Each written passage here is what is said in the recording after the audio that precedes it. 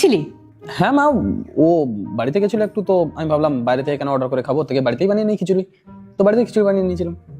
কি হচ্ছে এইসব? এসব কি হচ্ছে? কি? এই জন্য বলেছিলাম পরিবারের সাথে থাকা উচিত, বড়দের সাথে থাকা উচিত, যেখানে সেখানে মুখ তুলে যা তা করা উচিত না। মানে আমি কি এমন করলাম? আরে সালা, আমি তো ভেবেছিলাম আমার ছেলে বড় হয়ে দুধবা দেখিয়ে চলবে, বুক ফুলিয়ে চলবে।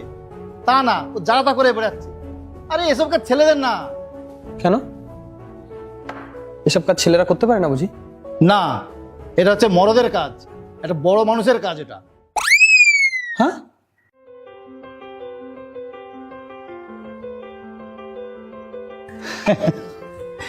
আরে আমার ছেলে তো খুব বড় হয়ে গেছে, মরদ হয়ে গেছে।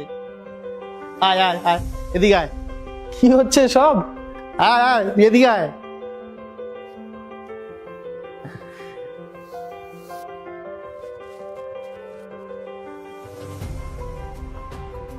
আরে আমি তো ভেবেছিলাম তুই বড় হয়েও হতে পারিস নি, তুই নিজেকেই সামলাতে পারবি না, তুই আর একটা মেয়ের দায়িত্ব কি করে নিবি?